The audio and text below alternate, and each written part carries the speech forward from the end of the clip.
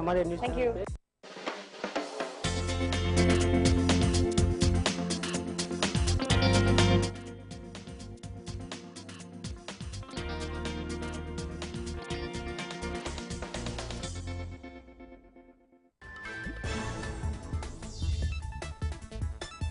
कांग्रेस को नेता विपक्ष का पद न देने पर अड़ी सरकार, कहा अगर कोर्ट गए तो वहां भी देंगे जवाब।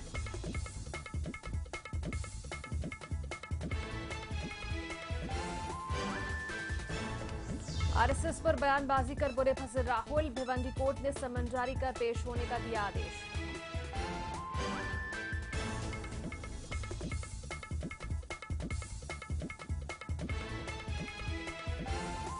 कांग्रेस एनसीपी साथ मिलकर लड़ेगी महाराष्ट्र विधानसभा चुनाव, एनसीपी सुप्रीमो शरद पवार ने किया दावा, सीट बंटवारे पर भी मिलकर होगा निर्णय।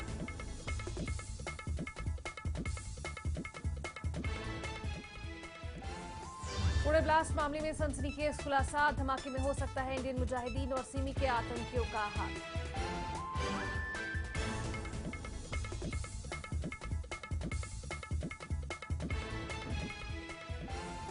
और चुटकुला सुनाकर मोदी के वादों पर राज ठाकरे ने साधा निशाना, कहा चुनावी वादे नहीं पूरे कर पा रहे हैं मोदी।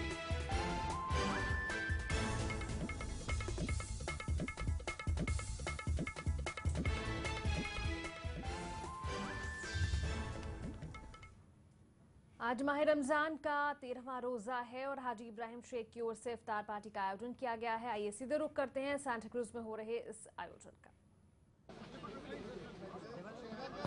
माह रमजान के 13वें रोजे पर इफ्तार पार्टी का आयोजन हाजी इब्राहिम शेख की ओर से किया गया है। सांता क्रूज में ये आयोजन हो रहा है जिसमें तमाम शख्सियतें मौजूद हैं। राजनीति से लेकर कला, मनोरंजन, बॉलीवुड, सभी क्षेत्रों की बड़ी बड़ी हस्तियां इस मौके पर मौजूद हैं। लेमन न्यूज के चेयरमैन जहीर अहमद भी इस आयोजन में शिरकत कर रहे हैं।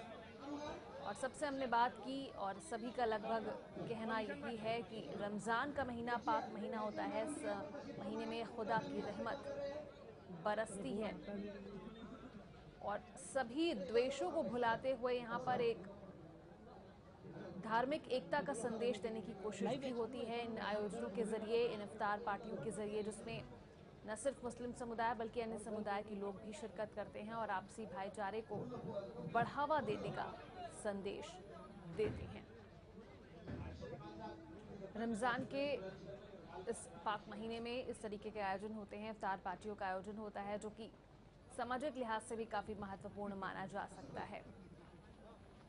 राजनीतिक क्षेत्र की तमाम अहम शख्सियतें मौजूद हैं।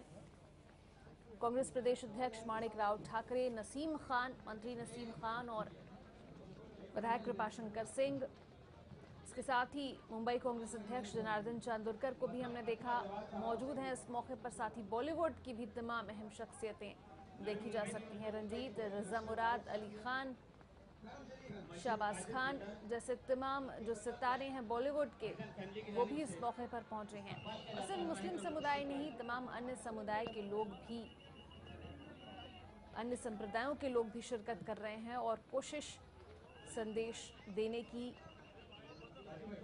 कि सभी एक ही शक्ति के बंदे हैं, चाहे वो अल्लाह हो चाहे भगवान हो। धार्मिक एकता का भी संदेश ऐसे आयोजनों के जरिए देने की कोशिश की जाती है। जी हमारे साथ में रंजीत साहब हैं, उनसे इस पाक महीने के बारे में पूछेंगे कि किस तरह से उसका क्या महत्व है। रंजीत साहब, आपका बहुत बहुत स्वागत है। इस महीने का क्या महत्व है, जो बोलते हैं कौमी एकता के लिए भी काफी महत्वपूर्ण है? बोलते हैं, आपने खुद ही बोल दिया तो मुझसे क्या पूछ रहे हैं। जी बिल्कुल, लेकिन बहुत आप थोड़ा अच्छा महत्व है इसमें। देखिए लोगों का प्यार और कितने बिल्कुल जोशो खरोश से हम सब लोग एक दूसरे को विश कर रहे हैं, गले लगा रहे हैं। और मैं चाहता हूं कि सारी दुनिया में ऐसा ही अमन शांति फैले और लोग एक दूसरे को प्यार करें। Thank you. Thank you. तो ये थे रंजीत साहब जिन्होंने बताया कि कौमी एकता के लिए इस तरह के आयोजन जो है वो काफी महत्वपूर्ण है। हमारे साथ में कुछ और लोग भी हैं जिनसे हम बात करने की कोशिश करेंगे। देखेंगे कि किस तरह से इस महीने का जो महत्वपूर्ण महत्व है वो बताएंगे। हम जानने की उनसे भी कोशिश करेंगे। सर, ये जो महीना है काफी पाक महीना कहलाया जाता है, राजनीति से हटकर उसको मनाया जाता है। क्या कहेंगे आप?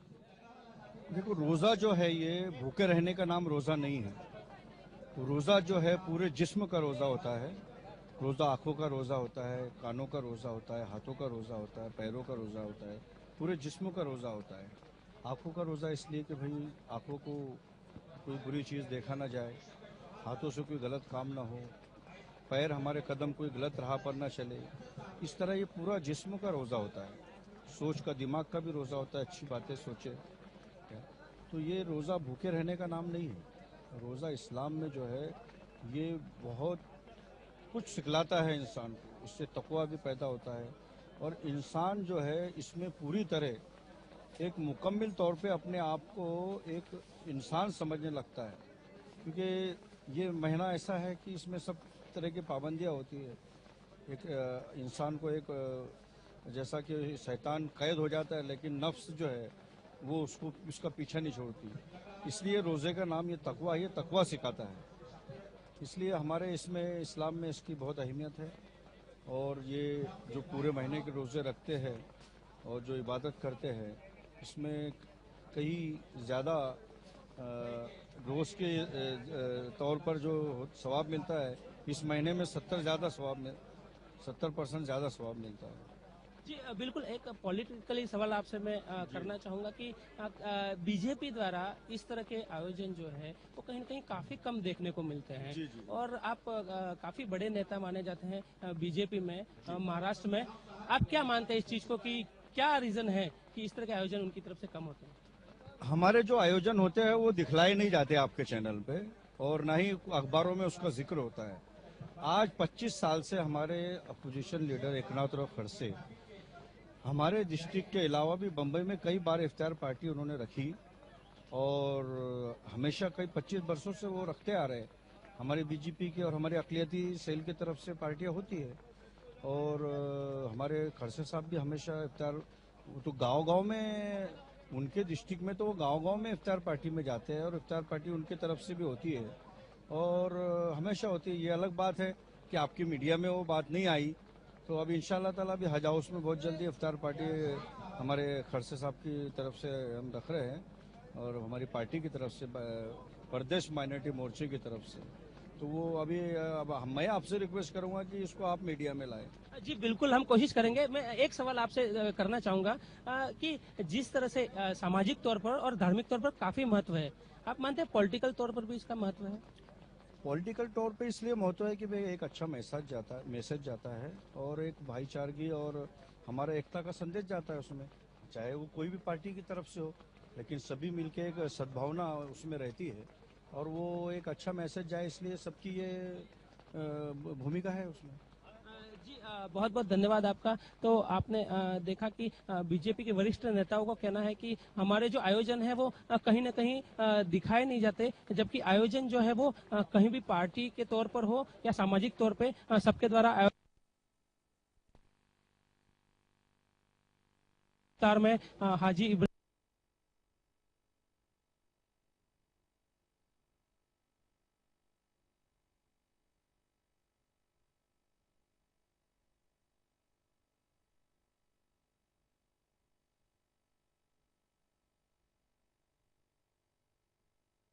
नमाज के बाद जो है वो गेट टुगेदर होता है। उसके लिए आपस में आप देख सकते हैं कि काफी संख्या में लोग खड़े हैं। इफ्तार पार्टी हो चुकी है यहाँ पे, और यहाँ पे हाजी इब्राहिम शेख साहब है वो सबका धन्यवाद कर रहे हैं कि यहाँ पे आके जितने भी महानुभाव थे उन्होंने इस आयोजन में भाग लिया, और सबका हाजी इब्राहिम शेख साहब ने शुक्रिया अदा किया। अभी भी जो स्वागत का दौर है वो जारी है। जो सेलिब्रिटीज हैं, चाहे काफी संख्या में जो बाहर से आए हुए लोग इसमें शामिल हुए हैं, उनका सबका स्वागत किया जा रहा है। अभी हमारे सामने शाहदाद साबरी साहब को आप देख सकते हैं, जो मशहूर सिंगर हैं। हम कोशिश करेंगे कि हम उनको यहाँ पे बुला के बात कर सकें, जो इस आयोजन में शामिल हुए हैं। मैं कोशिश करता हूं उनके पास जाने की और उनसे बात करने की कोशिश करता हूं। सर, आपका पहले तो बहुत बहुत स्वागत है कि हमें आपने मौका दिया आपसे बात करने का। ये जो आयोजन है इसका आपके हिसाब से किस तरह का महत्व है, जरा आप बताएं संक्षेप में। ये मेरी खुशनसीबी है इस खुश मिजाज पल में हाज़िरी देने का मौका मिला और मेरे करीबी दोस्त, मेरे मेहमान, अहलो अहबाब, इनकी खातिर मैं यहाँ आप लोगों के रूबरू हुआ। जैसे आज ये खुशी का पल सब लोगों को देख के महसूस हुआ, एक दूसरे को देख के मिलना जुलना, ये अल्लाह ताला ज़िंदगी भर ऐसे कायम रखे। और रोज़े की खुशी में कि मैं एक ही चीज़ कहूँगा, मैं अपने दोस्त अहबाब मिस्टर रेहान साहब, आलिम भाई एंड हाजी जी के लिए जो आना हुआ, तो बोले कि माह रमज़ान की बरकतें मोमिनों के लिए, माह रमज़ान की बरकतें मोमिनों के लिए, हक़ ताला की ये रहमतें मोमिनों के लिए।